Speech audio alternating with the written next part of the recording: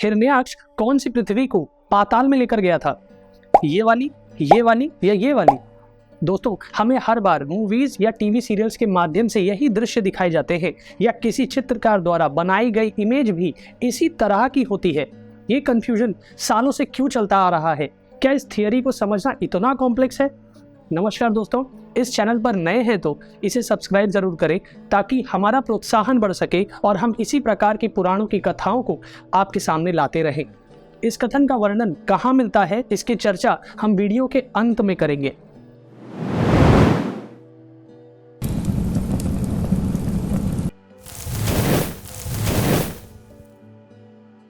दोस्तों, इसका एकदम सटीक आंसर हमारी पुराणों की कथाओं में ही छुपा हुआ है कि हिरण्याक्ष कौन सी पृथ्वी को और कैसे लेकर गया था।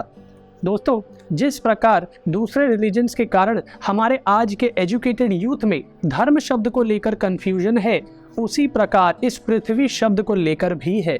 सनातन संस्कृति में इस पूरे ग्रह पर जो 30% लैंड है उसी को पृथ्वी कहा जाता है और इसका प्रमाण आपको लगभग हर पुराण और वेदों में भी मिल जाएगा। तो ये तो समझ आ गया कि हिरण्याक्ष पूरे ग्रह को नहीं, केवल पृथ्वी भाग यानी इस भूमि को ही पाताल में ले गया था। चलिए अब कथा के थ्रू जानते हैं कि हिरण्याक्ष किस प्रकार इस 30% पृथ्वी को समुद्र में सबसे नीचे पाताल में ले गया था। दोस्तों, जब ब्रह्मा जी का एक दिन बीत जाने पर अवांतर प्रलय होता है, तब संपूर्ण त्रिलोकी को व्याप्त करके केवल जल ही जल रह जाता है। उस समय त्रिभुवन में जो भी प्राणी है उन सब का ग्रास करके ब्रह्म स्वरूप जगदीश्वर भगवान विष्णु उस एकार्णव जल के भीतर सहस्त्रों फणों से सुशोभित शेष नाग की शैया पर हजारों युगों तक चलने वाली रात्रि में शयन करते हैं। पूर्व काल में कश्यप जी से दीति के पुत्र रूप में हिरण्याक्ष नामक महान दैत्य उत्पन्न हुआ था। उसका बल और पराक्रम रावण से 3 गुना ज्यादा था।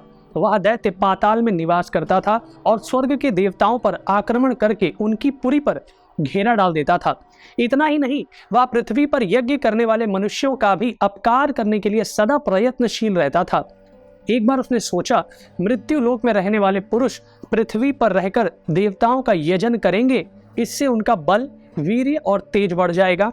यह सोचकर महान असुर हिरण्याक्ष ने ब्रह्मा जी द्वारा सृष्टि रचना की जाने पर उसे धारण करने के लिए भूमि की जो धारणा शक्ति थी उसे लेकर जल के भीतर ही भीतर रसातल में चला गया था। जिस प्रकार मनुष्य जीवात्मा के बिना चेतनाहीन हो जाता है और उसका शरीर आधार रहित होकर पृथ्वी पर गिर जाता है, उसी तरह आधार शक्ति से रहित होकर यह पृथ्वी भी अपने आप ही डूबकर रसातल में ही चली गई थी।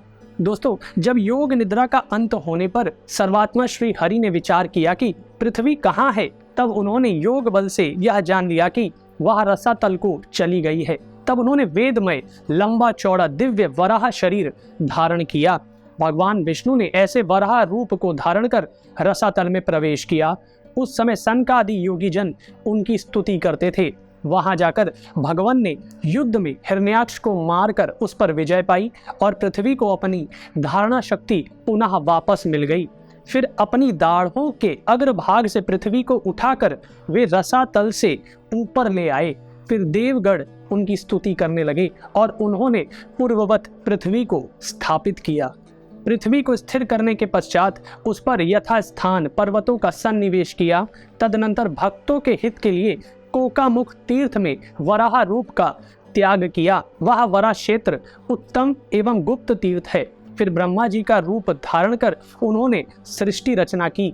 इस प्रकार भगवान विष्णु युग युग में अवतार लेकर संपूर्ण जगत की रक्षा करते हैं। फिर वे ही पर ब्रह्म परमात्मा रुद्र रूप धारण कर अंत काल में समस्त लोगों का संहार करते हैं। दोस्तों, आप अब तो समझ ही गए होंगे, हिरण्याक्ष ब्रह्मांड में इस अर्थ नामक प्लैनेट को किसी समुद्र में लेकर नहीं गया था।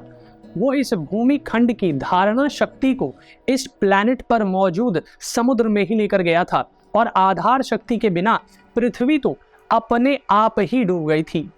ये कोकामुख तीर्थ, जहाँ विष्णु जी ने अपने वराह शरीर का त्याग किया, एक गुप्त तीर्थ है जिसके उचित स्थान को लेकर थोड़ा संशय है। कहीं तो उसका वर्णन पंजाब के आसपास लिखा गया है और कहीं पर बिहार के आसपास। इस कथन का वर्णन नरसिंह पुराण के 39वें अध्याय में मिलता है।